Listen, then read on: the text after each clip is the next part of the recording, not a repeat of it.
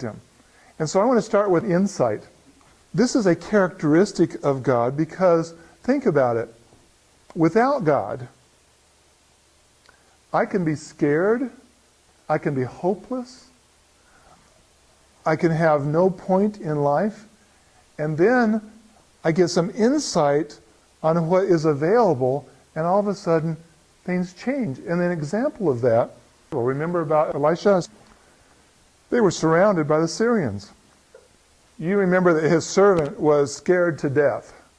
His servant not only felt that he was going to die, but he was going to probably be tortured to death. And so he is trembling. Elisha has different insight, doesn't he? Elisha is not scared at all.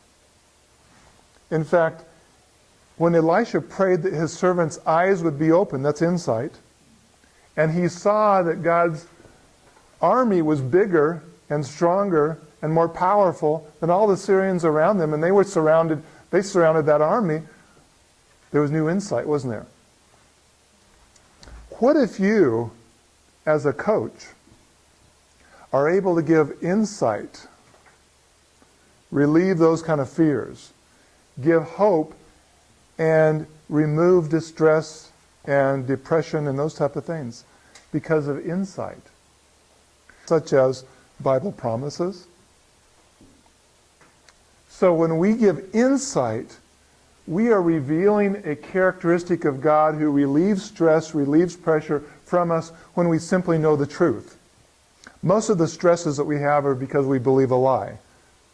I want to share just a little bit about Bible promises, which is an aspect of insight. That promises were simply statements of truth. Now, truth doesn't have to be claimed necessarily. Truth is always there. And so I put together a little story that helped me understand this. My son, I saw him through the door stealing cookies out of the cookie jar. And later, I get my two kids together and say, hey, the cookies are all gone. We were going to have those for dessert.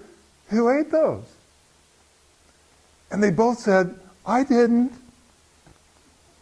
Now, if I had not seen him, I would be fooled maybe by his lie. Is that true? He could probably fool me by his lie. But I saw him. So when he lied to me, how much power was there to his lie? Zero. I wasn't fooled at all because I saw him. Now think about how that applies to promises. A temptation is a lie that's believable. Does that make sense? A temptation is a lie that's believable. So when I'm tempted, I am really being told a lie. But it's a very tricky lie that I might believe. What if I know what the truth is?